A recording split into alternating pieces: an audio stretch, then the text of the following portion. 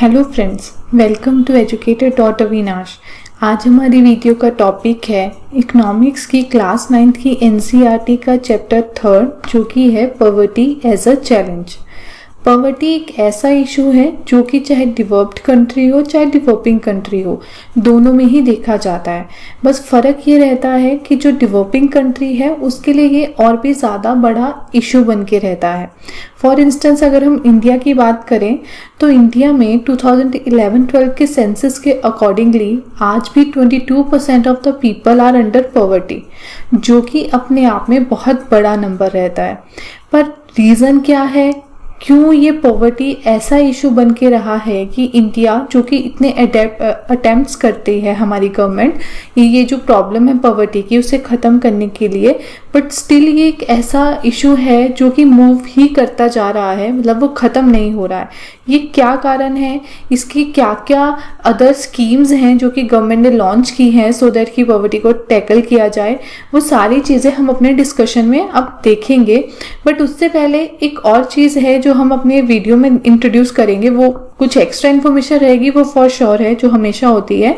But उसके साथ साथ जो योजनाएं हैं या जो स्कीम्स हैं, जैसे कि उन्हें एक पर्टिकुलर स्कीम के अंदर कैटेगराइज किया गया है, जो भी उसमें चेंजेस हैं वो सारी चीज़ें भी हम अपनी डिस्कशन में इंक्लूड करने वाले हैं आज। मगर वीडियो शुरू करने से पहले अगर आपको लगता है कि ऐसी वीडियोस आपके लिए हेल्पफुल रह सकती है during your preparation for IAS examination, then you can consider subscribing to our channel that's educator.avinash। इस चैनल में you will get videos related to UPSC preparation, जिसमें कि जो भी डिफरेंट एनसीईआरटीज या और भी जो टॉपिक्स है जो क्रूशल है प्रिपरेशन के लिए वो हम डालते हैं। और अगर आप चाहें कि इसका नोटिफिकेशन आप तक पहुंचे तो बेल आइकन ज़रूर प्रेस कीजिएगा। अगर आपको ऐसी वीडियोस अच्छी लगे तो then do consider liking the videos.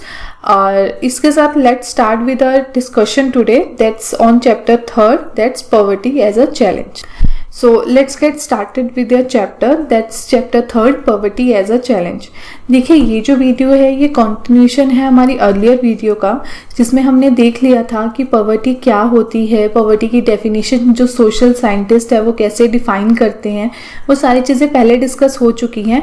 But आज का डिस्कशन शुरू करने से पहले हम एक बार वो फिर से देख लेते हैं कि उनमें हमने क्या क्या चीज़ें कवर की थी।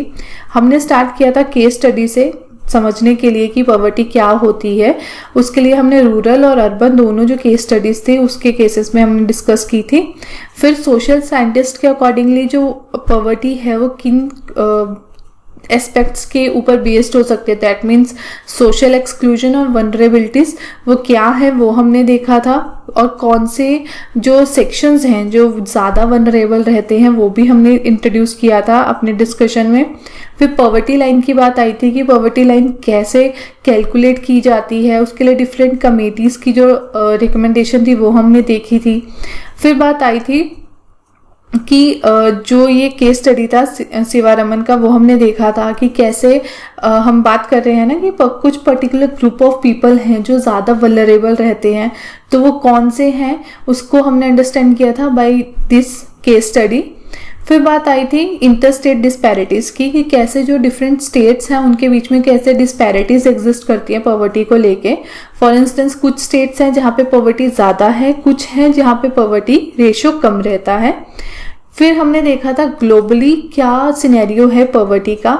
जब हम ग्लोबली बात कर रहे थे तब हमने मिलेनियम डेवलपमेंटल गोल्स जो हैं वो हमने देखे थे, वो जो 8 हैं ये क्या है वो हमने ऑलरेडी डिस्कस कर लिया है। और आज अगर आपको याद हो तो हमने अपने डिस्कशन में देखा था कि जो प्रेजेंट सिनेरियो है उसमें एमडीजी की जगह एसडीजी जो है वो एग्जिस्ट करते हैं, दैट्स सस्टेनेबल डेवलपमेंटल गोल।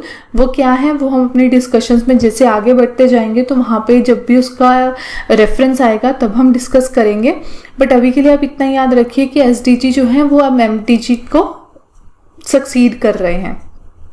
अब आती है आज की डिस्कशन की बात, जिसमें हमारा मेन जो फोकस रहेगा वो रहेगा कॉजेस के ऊपर। फर्स्टली कॉजेस क्या है पॉवर्टी के, हमने देख लिया पॉवर्टी क्या होती है, उसके और भी जो भी एस्पेक्ट्स है वो हमने डिस्कस कर लिए।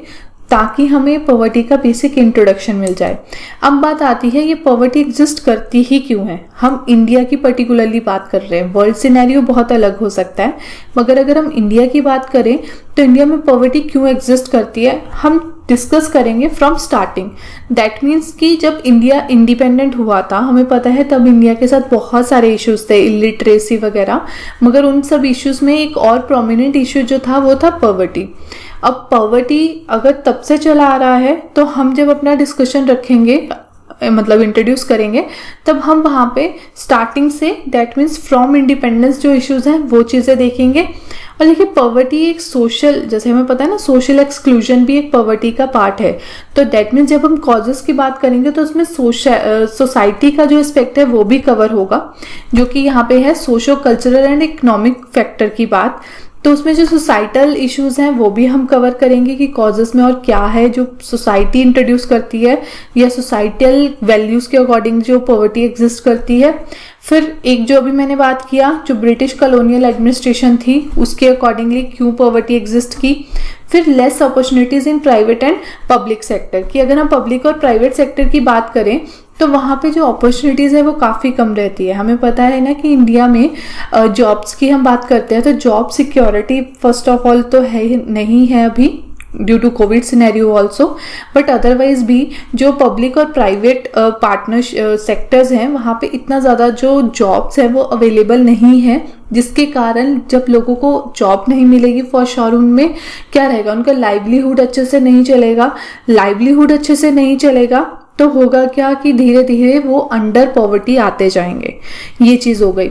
फिर फोर्थ एस्पेक्ट जो है वो है इनकम इनइक्वालिटीज। देखिए हर जगह पे इनकम जो है वो इनइक्वली प्रेजेंट होती है। अगर हम बात करें तो इनइक्वालिटी अगर इन जनरल देखें तो वो हेल्पफुल भी होती हैं। अगर सपोज कीजिए हर कोई इक्वल होगा तो हर कोई इक्वली ही काम की डिमांड करेगा। अगर हर कोई इस तरह से वर्क कर रहा है कि हर कोई बिलियनियर ही है तो जो लोअर लेवल या जो लोअर हम बोल रहे स्टैंडर्ड में जो वर्क है वो कौन करेगा। इसलिए कुछ ना कुछ इनइक्वालिटी सोसाइटी में चाहिए, बट वो एक लिमिट में होनी चाहिए। अगर वो एक लिमिट में रहती है तो वो सोसाइटी के लिए फ्रूटफुल होती है, बट अगर वो एक लिमिट के बाहर हो जाती है तो उस केस में वो जो इनइक्वालिटी है वो पॉवर्टी को कॉज करती है। अब ये सारी चीज़ें कैसे वर्क करती है हम वन बाय वन डिस्कस करते हैं। सबसे पहले आती है ब्रिटिश कॉलोनियल एडमिनिस्ट्रेशन की बात। हमें पता है कोई भी कॉलोनियल पावर होती है तो वो अपने बेनिफिट के लिए काम करती है, ना कि लोगों के या अपनी कॉलोनी के बेनिफिट के लिए। वही ब्रिटिशर्स के साथ था। जो ब्रिटिशर्स थे वो अपनी इंडस्ट्रीज को प्रमोट करना चाहते थे, ना कि इंडिया की जो कि उसकी कॉलोनी थी। इस वजह से हमें पता है जब हम हिस्ट्री पढ़ते हैं तो आपने वहाँ पे देखा होगा कि इंडिया की जो हैंडीक्राफ्ट इंडस्ट्री थी वो बहुत अच्छी थी। तो जो वहाँ पे जो ब्रिटिशर्स थे, ब्रिटिश एरिया में जो उनकी इंडस्ट्रीज थी वो इस चीज़ को कंपटीशन देना चाहती थी। अब हर कोई अपनी कंट्री को ही या अपने, अगर हम नॉर्मली अपने घर की भी बात करें तो हर कोई अपने घर के जो पर्सन होते हैं उन्हें ज़्यादा प्रेफरेंस देता है कि वो अच्छे से डेवलप हो जाएं। वैसे ही ब्रिटिशर्स की बात थी, उनका कहना क्या था या उनका काम करने का तरीका क्या था कि जो वहाँ की इंडस्ट्रीज है वो प्रमोट हो जाए। अब अपनी इंडस्ट्रीज प्रमोट करने में उन्होंने किया क्या, जो इंडियन इंडस्ट्रीज थी उनको धीरे धीरे धीरे सब्सिड्यूज करते गए या उनकी जो ग्रोथ थी उसे कम करते चले गए। और वो ग्रोथ कम होने के कारण विद टाइम हुआ क्या कि जो लोग थे जो कि इन इंडस्ट्रीज के साथ अपने आप को एसोसिएट करके रखते थे या उनका जो काम था वो इस इंडस्ट्रीज के साथ रिलेटेड था, तो उनकी जो ग्रोथ थी वो कम होती चली गई। और ग्रोथ कम होते होते होते वो पॉवर्टी के अंदर आते चले गए। और अगर वो पॉवर्टी के अंदर आ गए तो नेचुरली वो पॉवर्टी का इशू जो है वो कॉज किया गया due to British colonial administration. और जो एक और इशू इस चीज़ के साथ आती थी वो आती क्या थी कि ठीक है ग्रोथ तो कम हो ही रही थी इंडिपेंडेंस के बाद, ऑल्दो गवर्नमेंट ने बहुत इनिशिएटिव्स लिए, बट जब इतना ज़्यादा हम बोलते हैं ना कि इतना ज़्यादा प्रॉब्लम का बर्डन है तो उस केस में ग्रोथ होने में बहुत टाइम लगता है। तो वही यहाँ पे भी था, ग्रोथ होने में टाइम लगा। तो 1980s तक गवर्नमेंट ने बहुत कोशिश किया और जिससे ग्रोथ अच्छी होनी भी शुरू हुई, बट प्रॉब्लम क्या रही कि ग्रोथ इतनी ज़्यादा नहीं थी और उसके साथ साथ देखिए इंडस्ट्रीज की ग्रोथ नहीं हो रही है, इकोनॉमिक हमारी ग्रो नहीं कर रही है, बट पॉपुलेशन उतनी ही तेजी से ग्रो कर रही थी। अब देखिए जो पॉपुलेशन है उसका जो इशू रहता है ना, उसे एसोसिएट किया जाता है अवेयरनेस से और एजुकेशन से। अगर कोई भी कैटेगरी ऑफ पीपल हैं, अगर वो एजुकेटेड नहीं है तो बहुत ज़्यादा ऐसी प्रोबेबिलिटी रहती है कि वो पॉपुलेशन एक्सप्लोजन में या पॉपुलेशन इंक्रीज करने में बहुत ज़्यादा कंट्रीब्यूट करते हैं। वही यहाँ पे भी था। इंडिया में उस समय लिटरेसी इतनी नहीं थी, और लिटरेसी अच्छी ना होने के कारण और जो डिफरेंट हम पैरामीटर्स बोल रहे हैं या इंडिकेटर्स बोल रहे हैं वो भी इतने अच्छे से वर्क नहीं कर रहे थे। यही कारण था कि जो पहले ही ग्रोथ कम है, पॉपुलेशन बढ़ती जा रही है, तो पॉवर्टी और बढ़ती गई। मतलब गवर्नमेंट के इनिशिएटिव्स लेने के बावजूद भी जो ग्रोथ थी वो इतनी नहीं हो पाई। ये हमने फर्स्ट एस्पेक्ट देखा ब्रिटिश कॉलोनियल एडमिनिस्ट्रेशन का। सेकंड एस्पेक्ट देखते हैं पब्लिक और प्राइवेट सेक्टर का। जैसे हमने बोला कि जो जॉब अपॉर्चुनिटीज है वो काफी लिमिटेड रही है प्राइवेट और पब्लिक सेक्टर में। अब देखिए ऐसा क्यों है।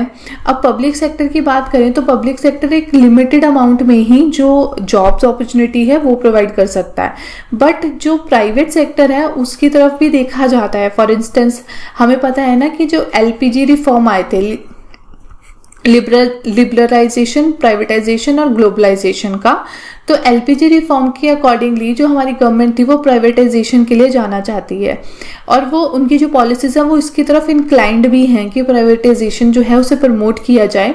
तो अगर प्राइवेटाइजेशन को प्रमोट करना चाह रहे हैं तो प्राइवेट सेक्टर फॉर श्योर ज़्यादा जॉब अपॉर्चुनिटीज़ प्रोवाइड करना चाहिए पब्लिक को। बट होता क्या है, जो हमारा प्राइवेट सेक्टर है वो इतना ज़्यादा जॉब अपॉर्चुनिटीज़ नहीं प्रोवाइड कर रहा है। अब अगर लोगों के पास जॉब कम होगी तो नेचुरली वो धीरे धीरे पॉवर्टी के अंदर कॉन्ट्रीब्यूशन देना शुरू कर देते हैं। अब जॉब अपॉर्चुनिटीज़ क्यों नहीं हो रही है प्राइवेट सेक्टर में?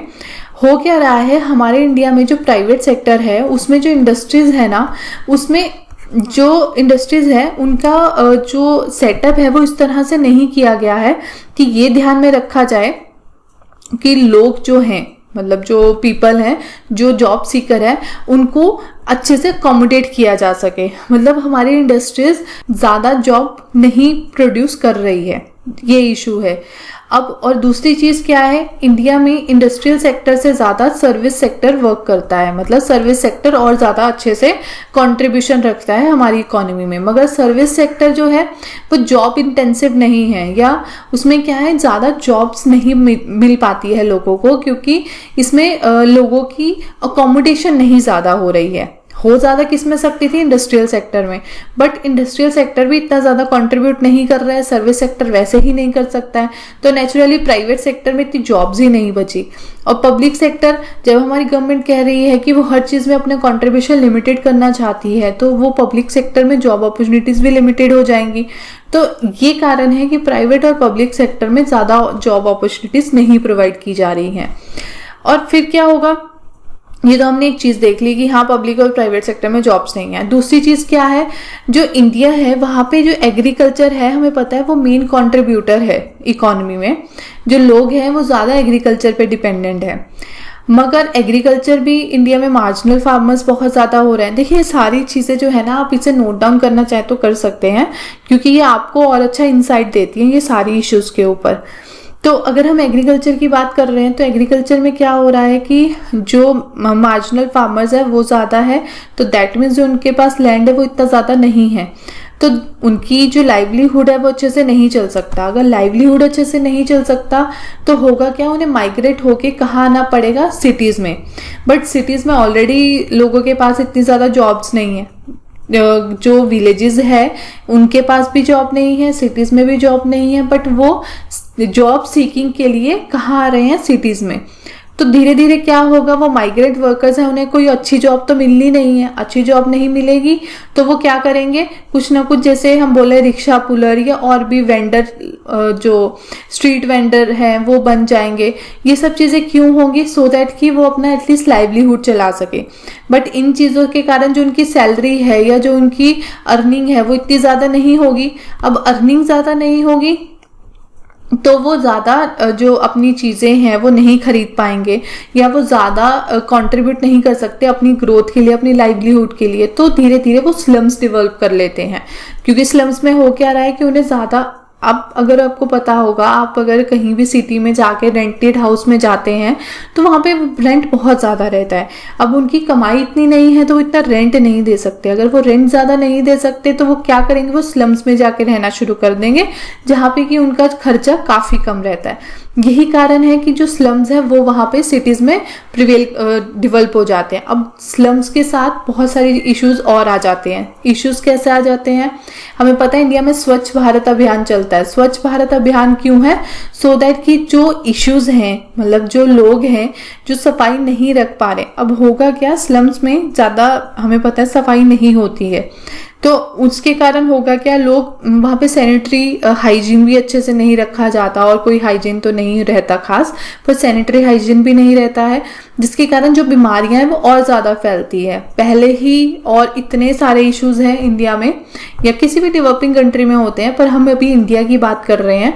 तो इतने सारे इश्यूज के साथ एक और इशू बन जाए जो कि क्यों बन रहा है, बिकॉज ऑफ स्लम्स। तो ये कारण है कि गवर्नमेंट प्रमोट कर रही है कि स्वच्छ भारत अभियान के अकॉर्डिंगली जो हाइजीन है वो प्रॉपर्ली मेंटेन किया जा सके। अगर हम हाइजीन की बात करें तो कोविड ने भी काफ़ी हाइजीन लेवल हमें सिखाया है कि कैसे मेंटेन करना चाहिए, और बहुत सारी इश्यूज हैं जो कोविड के साथ आए हैं, बट कुछ एक ये ऐसे एस्पेक्ट है जो कि हाँ शायद काफ़ी लोगों को समझ में आया कि कैसे प्रॉपर हाइजीन मेंटेन करना ज़रूरी होता है। फिर आता है थर्ड इशू जो कि था इनकम इनइक्वालिटीज की। देखिए मैंने आपको पहले बोला इनकम इनइक्वालिटीज होना हेल्पफुल होता है अगर हमारी जो इकोनॉमी है वो प्रोग्रेसिवली चले, मतलब एक लिमिट में अगर इनइक्वालिटीज होंगी तो वो अच्छी रहती हैं। अगर हर कोई इक्वली वर्क करेगा तो वाइट कॉलर जॉब या अदर जॉब्स, हर कोई अगर एक ही तरह की जॉब सीख करेगा तो बाकी वर्क कौन करेगा। तो इसलिए इनइक्वालिटीज अच्छी होती हैं। डिवीजन ऑफ लेबर ज़रूरी है किसी भी इकोनॉमी को ग्रो करने के लिए, बट वो एक और चीज़ इसके साथ या एक और रिस्पॉन्सिबिलिटी जो इसके साथ आती है वो ये है कि हम लोग डिवीजन ऑफ लेबर को रिस्पेक्ट करें, इंस्टेड ऑफ कि हम किसी के साथ भेदभाव करें, डिस्क्रिमिनेशन करें बिकॉज ऑफ देयर वर्क या जिस चीज़ में वो एसोसिएटेड है। हमें इस चीज़ की कदर करनी चाहिए कि अगर वो काम ना करें, चाहे वो कोई भी काम है, तो उस केस में हमारी जो एक नॉर्मल लाइफ है वो कैसे वर्क करेगी। आपको ध्यान हो, अगर आपने मूवी देखी हो आर्टिकल 15, तो उसमें भी आपने देखा होगा कि काफ़ी एक लिमिट में लोग, देखिए मैं किसी चीज़ को प्रमोट नहीं कर रही हूँ, बट मैं एक मूवी की बात कर रही हूँ, तो उसमें भी कहा जाता है ना, उसमें क्या रहता है कि वो मैनुअल स्कैवेंजिंग या जो भी ये चीज़ें होती हैं, फॉर इंस्टेंस कि वो लोग, ये लोग जो पार्शियलिटी डिस्क्रिमिनेशन होती है सोसाइटी में, उसके खिलाफ जब वो पुलिस स्टेशन में जब वो गटर उनका खराब हो जाता है या उसमें जो ब्लॉकेज हो जाता है, तो वो कितना ज़्यादा प्रॉब्लमेटिक उनके लिए सिचुएशन बन जाती है। बट जिन लोगों से वो डिस्क्रिमिनेशन करते हैं, जिन्हें वो पसंद नहीं करते, जब वो खुद आके वहाँ पे वो सफाई करते हैं, उसके बाद ही वो वहाँ अपना नॉर्मल काम कर सकते हैं। तो अगर हम उस चीज़ की रिस्पेक्ट नहीं करेंगे तो हम कैसे एक्सपेक्ट कर सकते हैं कि वो हमारी रिस्पेक्ट करें, या जो हमारे में इश्यूज हैं या जो भी मिसअंडरस्टैंडिंग जो भी है वो सब खत्म हो। और अगर वो खत्म नहीं होगी तो ठीक है, सिर्फ आर्टिकल में या कॉन्स्टिट्यूशन में मेंशन करने से कोई भी चीज़ प्रोग्रेसिव नहीं बनती जब तक सोसाइटी खुद से उसे प्रोग्रेसिव ना बनाए। तो खैर ये अलग चीज़ है। तो ये बात हो गई कि इनकम इनइक्वालिटीज़ की। Prominent reason for the same is unequal land and resource distribution. Land reforms had not worked well. एक ही प्रोमिनेंट रीज़न जो है ये इनकम इनइक्वालिटीज़ का, अगर हम बात करें, देखिए मेन सोर्स एग्रीकल्चर है ना हमारी इकोनॉमी में, तो इसलिए एग्रीकल्चर की बात हो रही है कि उसमें प्रोमिनेंट रीज़न जो है वो क्या है, अनइक्वल लैंड और रिसोर्स डिस्ट्रीब्यूशन। क्योंकि कईयों के पास बहुत ज़्यादा लैंड है, कईयों के पास बहुत कम है। इसके लिए लैंड रिफॉर्म्स इंट्रोड्यूस किए गए थे सो दैट कि जो ये ज़मींदार थे उन सबको टैकल किया जा सके, बट वो भी हर जगह अच्छे से वर्क नहीं करे थे। हम सबको पता है, जब हम पढ़ते हैं पॉलिटी में भी, कि जो लैंड रिफॉर्म सिस्टम था वो अच्छे से वर्क नहीं करा था, उसके बहुत सारे लूप होल्स थे जिनका सबने फ़ायदा उठाया था। तो ये हो गया इनकम इनइक्वालिटीज की बात। फिर आते हैं socio cultural and economic factor. अब सोशो कल्चरल या इकोनॉमिक फैक्टर में क्या यहाँ पे एग्जांपल दिया जाता है, जैसे स्मॉल फार्मर्स है, तो स्मॉल फार्मर जो है वो बैंक से ज़्यादा एसोसिएटेड नहीं रहते हैं।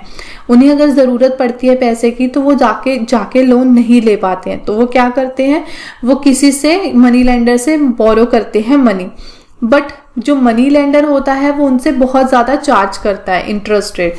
अब इंटरेस्ट रेट ज़्यादा चार्ज करने की वजह से होगा क्या कि सपोज उनकी जो भी हार्वेस्ट हुआ है वो काफ़ी अच्छा हुआ है, बट उसके बावजूद भी उनके पास क्योंकि हमें पता है कि इन्फ्लेशन के कारण महंगाई बहुत बढ़ती जाती है। अब महंगाई बढ़ने के कारण उनके पास जितना मर्जी अच्छा हार्वेस्ट हो, उनकी जो एक तरह से हम बोलते हैं ना, जो इनकम है वो बहुत ज़्यादा डिफरेंटली जो है वो डिस्ट्रीब्यूट हो जाती है। उनकी इन हैंड या डिस्पोजेबल इनकम काफ़ी ज़्यादा नहीं रहती है। होगा क्या, उनको फिर अगले साल खेती के लिए या सीड सो करने के लिए पैसे चाहिए, तो वो मनी लेंडर के पास फिर जाता है। तो इस तरह से वो पूरा सर्कल चलता रहता है। धीरे धीरे होता क्या है, वो डेब्ट ट्रैप में फंस जाते हैं। ट्रैप में कैसे कि वो अपनी जमीन उनसे छुड़वा नहीं पाते। ये ऐसी बहुत सारी चीजें हैं जिनके कारण इंडिया में फार्मर सुसाइड वगैरह का इश्यू बहुत होता है। उस चीज को टैकल करने के लिए बहुत सारी गवर्नमेंट क्लेम करती है कि वो बहुत सारे रूल्स बनाती है, बट वो कितना इफेक्टिवली ऑन ग्राउंड वर्क करते हैं दैट टाइम विल टेल। और फिलहाल तो जो हमारे फार्मर्स हैं उनकी कंडीशन बिल्कुल अच्छी नहीं है। तो ये हो गया socio cultural and economical factor की बात। तो हमने ये 4 इश्यूज या मेन 4 पॉइंट्स देखे हैं। जो कॉजेज में हमने देखा, British colonial administration, less opportunities in private and public sector, income inequalities, social cultural and economic factor. अब उसके बाद हम देखते हैं एंटी पॉवर्टी मेजर्स। अभी तक हमने पॉवर्टी क्या है वो देख लिया, उसके कॉजेज भी देख लिए। अब हम देखते हैं कि गवर्नमेंट क्या काम करती है ताकि ये जो पॉवर्टी है उसे टैकल किया जा सके। गवर्नमेंट के एंटी पॉवर्टी स्ट्रेटेजी है वो मेनली 2 पॉइंट्स पे रहती है। सबसे पहला कि इकोनॉमिक ग्रोथ हो ताकि लोग पॉवर्टी से बाहर आ जाएं। फिर दूसरा, जब तक वो पॉवर्टी से बाहर नहीं आते तब तक के लिए उनके लिए कुछ ना कुछ ऐसे प्रोग्राम चलाए जाएं ताकि वो पॉवर्टी के खिलाफ लड़ सकें या पॉवर्टी को टैकल कर सकें। तो ये 2 मेन पॉइंट्स रहते हैं गवर्नमेंट की स्ट्रेटेजी में। Since 80s, India's economic growth has been one of the fastest in world. Growth rate jumped from 3.5% in 1970 to 6% during 1980-1990. Which help in decreasing poverty. But हमें पता है उसके साथ और जैसे हमने पहले भी देखा पॉपुलेशन एक्सप्लोजन था, जिसकी वजह से जो ग्रोथ था वो इतना इफेक्टिवली वर्क नहीं किया है इंडिया के केस में। Economic growth widen opportunities and provides resources needed to invest in human development. Thus many indicator like, अब होगा क्या, अगर इकोनॉमिक ग्रोथ हो रही है, लोगों के पास डिस्पोजेबल इनकम ज़्यादा है, तो वो ज़्यादा कंट्रीब्यूट करेंगे, ज़्यादा इन्वेस्ट करेंगे कुछ पर्टिकुलर फील्ड्स में, जैसे कि एजुकेशन और हेल्थ। एजुकेशन में अगर कंट्रीब्यूशन होगा तो धीरे धीरे होता क्या, जैसे महात्मा गांधी जी भी बोलते थे ना कि अगर आप एक लड़की को पढ़ा रहे हो दैट मीन्स आप एक पूरी फैमिली को एक एम्पावर कर रहे हो। होगा क्या, अगर आपके घर में आपकी मॉम जो है, ठीक है, वो बहुत ज़्यादा एजुकेटेड है या वो काफ़ी अवेयर है चीज़ों को लेके, तो होगा क्या कि वो कल को आपकी ग्रोथ के लिए हेल्पफुल रहेगा। हेल्पफुल कैसे रहेगा, वो उनको पता है पढ़ाई की इम्पोर्टेंस क्या है। वो पढ़ाई की इम्पोर्टेंस को समझ के आपको इस तरह से मोटिवेट करेंगे कि आप भी अपनी लाइफ में पढ़ाई में काफ़ी आगे जाएं, आपके लिए बहुत सारी डिफरेंट अपॉर्चुनिटीज़ ओपन हो। पढ़ाई या लाइफ में आगे जाने का मतलब सिर्फ ये नहीं होता कि बुकिश जो इन्फॉर्मेशन है वो प्रोवाइड की जाए या वो गेन की जाए। पढ़ाई का मतलब और भी बहुत सारी चीज़ें होता है। फॉर इंस्टेंस अगर हम फैशन इंडस्ट्री की भी बात करें, वो भी पढ़ाई में आता है। और भी बहुत सारी डिफरेंट फील्ड्स है, हर चीज़ पढ़ाई में आ जाती है अगर आप उसमें तरीके से या आप उसमें डेडिकेशन के साथ अपना एफर्ट्स देते हैं, तो ये चीज़ होती है। फिर आता है increase marriage age of girls. Marriage age increase होने का क्या मतलब है, अगर सपोज कोई भी लड़की है वो अगर एजुकेशन में इन्वॉल्व रहती है, तो आपको खुद को भी पता है कि 23-24 एज कैसे हो जाती है, किसी को समझ में भी नहीं आता। अभी तक पढ़ाई चल रही होती है, 23-24 एज हो जाता है। फिर एज एजुकेशन के बाद फिर पर्सन चाहता है कि उसे जॉब मिले, तो ऐसे करते करते 27-28 की एज लड़की अचीव कर लेती है। अगर लड़की को इतना टाइम अपने करियर के लिए मिलेगा या उसकी मैरिज की एज ज़्यादा बढ़ेगी, तो नेचुरली एक तो उसको और भी ज़्यादा विजडम प्रोवाइड होगी, क्योंकि विद टाइम विद एज बहुत सारी चीज़ें इंसान को पता चलती हैं, मैच्योरिटी आती है, उसे अपने हक पता होंगे, उसे अपना पॉइंट रखने का एक तजुर्बा होगा, वो अपना पॉइंट और ज़्यादा पावरफुली रख सकते हैं। तो बहुत सारी चीज़ें हैं जो कि हेल्पफुल होती हैं। और ये सारी चीजें क्यों मिलेंगी? अगर इकोनॉमिक ग्रोथ होगी, अगर इकोनॉमिक ग्रोथ होगी तभी लोग सोचेंगे कि हाँ एजुकेशन प्रोवाइड की जा सके। और जैसे हमने वो पहले एक केस स्टडी में भी देखा था कि लड़कियों की एजुकेशन में इंसान बाद में, आज भी इंडिया में ऐसा होता है कि लड़कियों की एजुकेशन में बाद में इन्वेस्ट करने का सोचा जाता है, पहले लड़कों की एजुकेशन में सोचा जाता है। तो इस वजह से अगर इकोनॉमिक ग्रोथ अच्छी होगी और एक माइंडसेट चेंज होगा तभी ऐसा हो सकता है। फिर आता है, हम बात करते हैं जो टारगेटेड एंटी पॉवर्टी प्रोग्राम्स हैं गवर्नमेंट के, वो हम डिस्कस करेंगे। इसमें हम डिफरेंट स्कीम्स भी देखेंगे और जिनमें जो रैशनलाइजेशन किया गया है गवर्नमेंट के थ्रू वो भी हम अपने डिस्कशन में इंक्लूड करेंगे। सबसे पहले आता है NREGA, national rural employment guarantee act 2005। इसमें क्या है, 100 डेज का एश्योर्ड एम्प्लॉयमेंट दिया जाता है every year to every rural household. इससे क्या है, सो दैट कि हर किसी को एक पर्टिकुलर अमाउंट ऑफ मनी या फूड मिल सके, सो दैट कि वो अपना जो नॉर्मल लाइफ है वो कंटिन्यू कर सके ताकि कोई स्टारवेशन के साथ किसी की डेथ ना हो। और इसमें एक और चीज वुमेन एम्पावरमेंट के लिए रखी गई थी कि 1/3 of the propose jobs reserve for women, कि वुमेन के लिए 1/3 जो जॉब्स है वो रिजर्व रखी जाएगी अंडर नरेगा। और ये नरेगा जो है ये मेनली इम्प्लीमेंट किया जाता है ग्राम पंचायत के द्वारा। अब देखिए ग्राम पंचायत जो है या ग्राउंड लेवल पे जो गवर्नमेंट एग्जिस्ट करती है उसको ज़्यादा अच्छे से पता होता है कि कैसे जो वहाँ पे इश्यूज है या वहाँ की रिक्वायरमेंट क्या है, कैसे चीज़ें टैकल होंगी। तो यही कारण है जो नरेगा है वो ज़्यादा इफेक्टिवली वर्क करता है क्योंकि ग्राम पंचायत इसमें इन्वॉल्व है। Under the program, if applicant is not provided employment within 15 days, she will be entitled to daily unemployment allowance। कि अगर किसी के पास, अगर किसी को विदिन 15 डेज जो वर्क है वो नहीं प्रोवाइड किया जा रहा, क्योंकि देखिए 100 डेज का अश्योर्ड एम्प्लॉयमेंट है। अब जरूरी नहीं है हर टाइम एम्प्लॉयमेंट दिया जा सके। अगर ऐसा नहीं कर पाती है गवर्नमेंट तो वो उस पर्सन को डेली अनएम्प्लॉयमेंट अलाउंस जो बनता है वो जरूर प्रोवाइड करेगी। तो ये है नरेगा। फिर आता है नेशनल फूड फॉर वर्क। अब देखिए ये जो प्रोग्राम है ये लॉन्च हुआ था 2004 में इन 150 most backward districts of country, मतलब सबके लिए नहीं था, मोस्ट बैकवर्ड डिस्ट्रिक्ट्स के लिए था। Open to all rural poor who are in need of wage employment and desire to do manual unskilled work, कि इसमें अनस्किल्ड वर्क जो था उसे टारगेट किया गया था, ऐसा नहीं था स्किल्ड वर्क के लिए था। मगर अब ये सब्स्यूम्ड कर दिया गया है अंडर नरेगा। और एक और चीज, ये जो नेशनल फूड था ये सेंट्रली स्पॉन्सर्ड स्कीम थी। स्पॉन्सर्ड स्कीम आप जरूर याद रखिएगा। स्पॉन्सर जैसे आप देखते होंगे ना, कोई भी प्रोग्राम अगर उसे स्पॉन्सर किया जा रहा है सो दैट मीन्स क्या होता है कि जो स्पॉन्सर्स हैं वो कुछ ना कुछ कंट्रीब्यूशन दे रहे हैं उसके लिए, ठीक है। वहीं से ही सेंट्रली स्पॉन्सर्ड स्कीम होती है। इसमें सेंटर जो होता है वो स्पॉन्सर करता है, मतलब एक पर्टिकुलर शेयर जो है वो सेंटर देगा और बाकी शेयर जो है वो स्टेट देगी। तो वो स्कीम्स जो ऐसे वर्क करती है उसका फ्रेमवर्क ऐसा रहेगा कि सेंटर पर्टिकुलर अमाउंट देगा और स्टेट पर्टिकुलर, वो सेंट्रली स्पॉन्सर्ड स्कीम के अंडर आ जाएगा। इसमें क्या होता था, food grains are provided free of cost to them, क्योंकि नेशनल फूड फॉर वर्क है तो नेचुरली फूड ग्रेन्स प्रोवाइड किए जाते हैं। ये सेकेंड स्कीम हो गई। थर्ड क्या है, पीएम रोजगार योजना।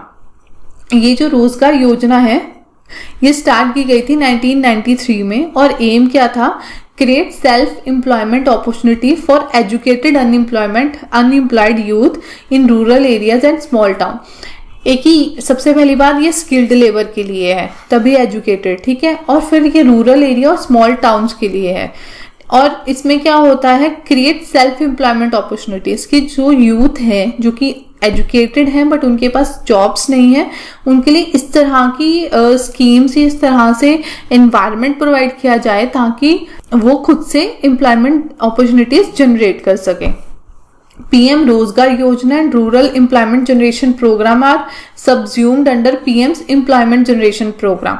अब ऐसा क्यों किया गया है, क्योंकि देखिए रोजगार प्रोग्राम योजना हो चाहे एम्प्लॉयमेंट जनरेशन है तो एम्प्लॉयमेंट से ही रिलेटेड ना, ठीक है। ये पर्टिकुलर सेक्शन को टारगेट कर रही हैं, दैट मीन्स रूरल एरिया और स्मॉल टाउन्स को टारगेट कर रही हैं, बट इसे सबज्यूम कर दिया गया under PM employment generation programme. अब रूरल एम्प्लॉयमेंट जनरेशन प्रोग्राम क्या है वो भी देख लेते हैं। वो 1995 में लॉन्च किया गया था। ये सेम है, जैसे देखिए creating self employment opportunities in rural area and small town, ये भी रूरल एरियाज के लिए था, ये स्मॉल टाउन्स के लिए। फिर आता है स्वर्ण जयंती ग्राम स्वरोजगार योजना, लॉन्च किया गया था 1999 में और इसे रीनेम किया गया है national rural livelihood mission in 2011 और इसे मर्ज किया गया है अंडर दीन दयाल उपाध्याय अंत्योदय योजना। अब देखिए होगा क्या, पहले एक बार देख लेते हैं कि ये क्या है। It aimed at bringing assisted poor families above poverty line by organising self help group through mix of bank credit and government subsidy. Self help group क्या होता है, देखिए सेल्फ मतलब खुद से अपनी मदद करने के लिए जो ग्रुप बना होता है सेल्फ हेल्प ग्रुप। होगा क्या, डिफरेंट जो लोग होते हैं वो इस तरह से अपना जो वर्क है या अपने आप को इस तरह से ऑर्गेनाइज करें कि वो इकट्ठे होके एक ऑर्गेनाइजेशन की तरह वर्क करते हैं, ग्रुप बनाते हैं और अपना जो भी रिसोर्सेज है उन्हें इस तरह उन्हें इकट्ठा करते हैं सो दैट कि क्या हो विद टाइम जब किसी को जरूरत है तब। अब होगा क्या, देखिए हर कोई बैंक में नहीं जा सकता है। अब मुझे अगर सपोज मेरे पास इतनी इनकम नहीं है, मैं धीरे धीरे जैसे होता है ना, जो घर की लेडीज की बात करें पर्टिकुलरली, तो वो क्या करती है थोड़ा थोड़ा पैसा इकट्ठा करती हैं। तो वो पैसा इकट्ठा करके वो पूल करके उस मनी को अगर कल को किसी को जरूरत है तो उसे वो एज अ लोन दिया जाता है ताकि वो अपने बिजनेस को आगे प्रमोट करे और फिर बाद में वो उसे रिटर्न कर दे। तो वो सेल्फ हेल्प ग्रुप इस तरह से वर्क करता है। तो जो ये स्वर्ण जयंती ग्राम स्वरोजगार योजना है, इसके अकॉर्डिंगली जो पुअर फैमिलीज हैं पॉवर्टी लाइन के ऊपर, वो अपने आप को इस तरह से ऑर्गेनाइज करें कि वो सेल्फ हेल्प ग्रुप बनाएं। जो ये सेल्फ हेल्प ग्रुप होगा वो किसके थ्रू बनेगा, जिसमें कि बैंक क्रेडिट देगा और गवर्नमेंट सब्सिडी वगैरह प्रोवाइड करेगी।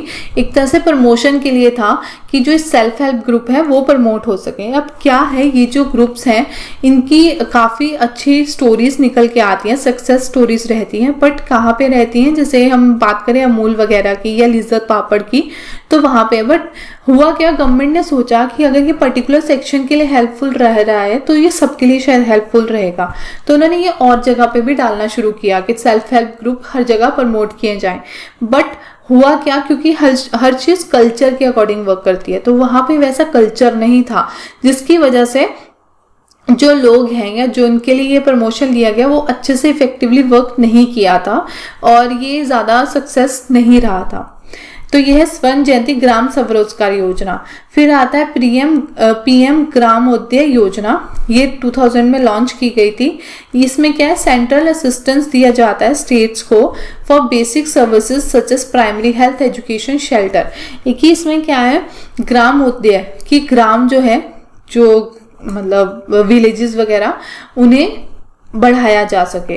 तो वही यहाँ पे है, देखिए नाम से क्लियर हो रहा है, it was additional central assistance to state for, जैसे बेसिक सर्विसेज जो है उनकी प्रमोशन की जा सके, जैसे इलेक्ट्रिफिकेशन वगैरह की बात हो गई। फिर आता है अंत्योदय अन्न योजना, स्पॉन्सर्ड स्कीम है गवर्नमेंट ऑफ इंडिया की, ताकि हाईली सब्सिडाइज फूड प्रोवाइड किया जाए जो पुअरेस्ट फैमिलीज हैं। अंत्योदय अन्न योजना मतलब जो गरीब से गरीब है उनको भी जो फूड है वो प्रोवाइड किया जा सके, तो वो अंत्योदय अन्न योजना के अंदर आता है। The result of programme have been mixed, major reason being lack of proper implementation and right targeting. अब जो इसके रिजल्ट्स हैं वो मिक्स क्यों रहते हैं, मिक्स इसलिए रहते हैं क्योंकि जो वहाँ पे इम्प्लीमेंटेशन पे अगर हम बात करें तो हमारी जो गवर्नमेंट है वो काफ़ी ज़्यादा पीछे रह जाती है। उसके बहुत सारे कारण भी हैं, क्योंकि हमें पता है इंडिया में बहुत ज़्यादा डिफरेंट तरह की प्रॉब्लम्स अराइज रहती हैं, करप्शन का इशू है, तो ये सारी चीज़ें हैं जिसके कारण जो इतनी, ऑल्दो जो पेपर के ऊपर हम बात करें तो स्कीम्स बहुत अच्छी हैं, पर प्रैक्टिकलिटी में उतना अच्छा रिजल्ट नहीं मिल पाता है। तो हमने ये कुछ एंटी पॉवर्टी जो स्कीम्स थी वो हमने देखी हैं, मैंने उसको एक समराइज करके ग्राफ के फॉर्म में, ये पिक्चर की फॉर्म में रखा है। आप चाहें तो आप इसे एक तरह से जब लास्ट में या जब आप पढ़ लेना तो एक रिवीजन के लिए आप इसको देख के रिवाइज कर सकते हैं, आपको पता चल जाएगा आप कहाँ पे लैग कर रहे हैं और कहाँ पे आप सही रह रहे हैं। अब लास्ट में आता है चैलेंजेस अहेड। हमने सब देख लिया पॉवर्टी के बारे में, अब हम देखते हैं कि ठीक है गवर्नमेंट के इतने इनिशिएटिव के बाद भी कौन से चैलेंजेस हैं जो हमारे लिए आज भी रहते हैं। Poverty reduction remain India's most compelling challenge, major helper compelling challenge क्यों? क्योंकि आपको पता है हम पॉलिटी में भी देखते हैं जो इंडिया है वो इस तरह से वर्क करता है ताकि वो सोशलिस्ट स्टेट की तरह भी काम करे। सोशलिस्ट स्टेट जो होता है वो वहाँ के जो लोग हैं उनकी वेलफेयर के लिए काम करता है। हमारी जो गवर्नमेंट है वो वेलफेयर गवर्नमेंट के लिए काम करती है। तो इसलिए बोला जा रहा है कि पॉवर्टी जो है वो कंपेलिंग चैलेंज है इंडिया के लिए।